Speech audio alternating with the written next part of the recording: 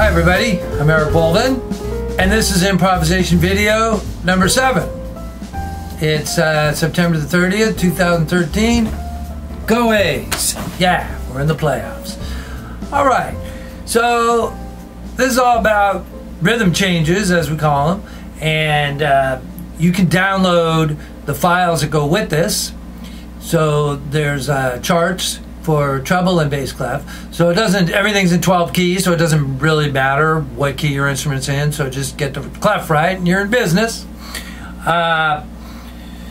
So there's also MP3s. I did 3 MP3s, and then there's a band in the box file. Now, as far as like the accompaniments go, band in the box is cool, and a lot of people now, I have iRealB for the iPhone, which is like really awesome, and I use it at gigs, and it's great. So it's not hard these days to find some form of accompaniment that you can use, and if you want to get good at improvising, you should invest in something like iRealB, which is like $7.95. That's all it is, and you can play in any key you want at any tempo you want, and it's really cool. And it'll work great with this lesson. Okay, so some of the stuff in this lesson comes from some of these books here. This is the Modern Jazz Trumpet Method. A lot of you guys have it already, but if you don't have it, you're on the site now, go get it, because a lot of this stuff is in here. And then more advanced, the Bebop Range book. Yeah, it's pretty awesome, and it'll help you develop your range and your bebop technique. And here we have the big book of pentatonics and fourths. This for all instruments. So it's kind of the Bible of pentatonics and fourths and how to play that stuff, and some great exercises. So right there, that stuff will all keep you busy forever. All right, so this is all about rhythm changes, which is originally from the song I Got Rhythm by George Gershwin and his wife Ira. Badoom, that's a joke. All right. So I'm not going to go too much into the theory of things. Basically, rhythm changes is 1-6-2-5, 3-6-2-5. Then it goes to like a 2-5 or just a 5. The 1 becomes the 5, and then it gets to the 4, which is a dominant 7th, and then 4 minor, and then it's 1-6-2-5 back to the top, and that's called the turnaround. So if you didn't get all that, that's okay, because I tell my students, if you don't get all the theory all at once, that's okay, because nobody does.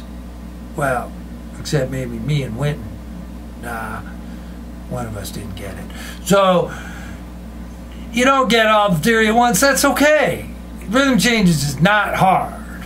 It's not hard. It's fun to play on. And if you don't like rhythm changes, and you say you never play it, well, you know, you should go through this exercise anyway, because this is going to get you good in all 12 keys, and help you, you know, getting around your instrument much better. Now the bridge, I should mention, this is very important on rhythm changes, basically 3-6-2-5, and all those chords are dominant. Now sometimes you can put 2s in front of those 5s, but basically that's the way it goes.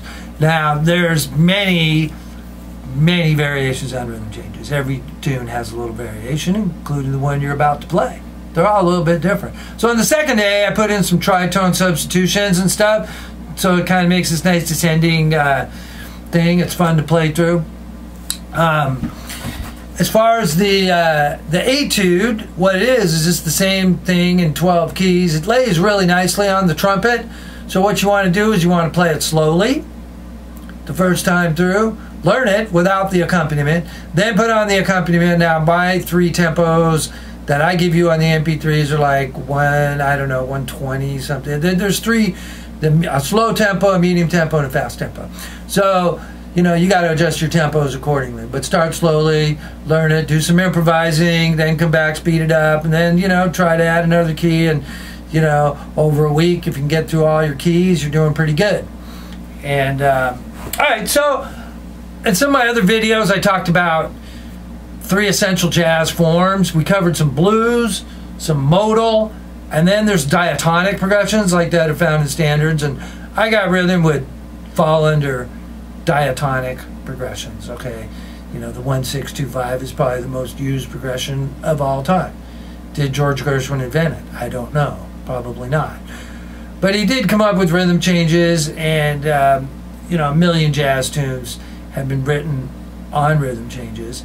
And you know, even if you don't play jazz, you can learn a lot from this etude. All right, so I'm going to demonstrate this, and I'm going to do it first at a tempo of 162. So I'll play the etude as written. Then I'll take some choruses, and we'll see how we do.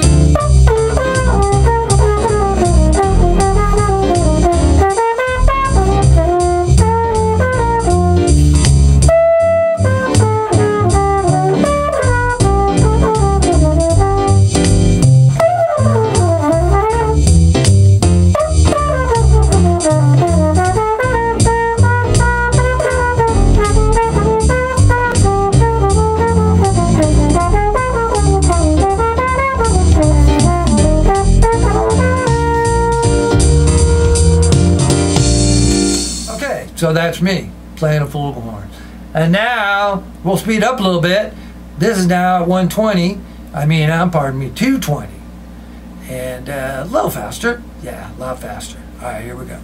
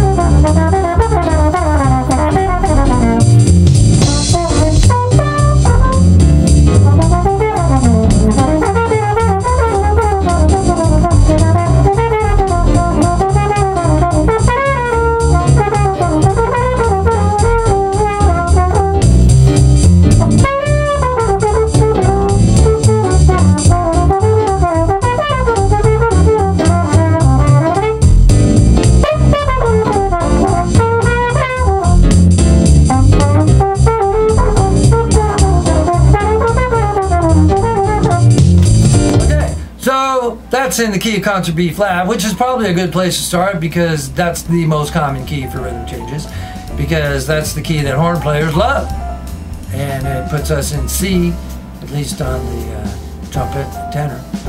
All right. Now, once again, a reminder: go get some books, Pentatonics, Bebop, Range Book, Modern Jazz Trumpet Method. All right. So you can send me an email or send me a message here, and we'll see if we see how you guys do out there with rhythm changes. Thanks a lot.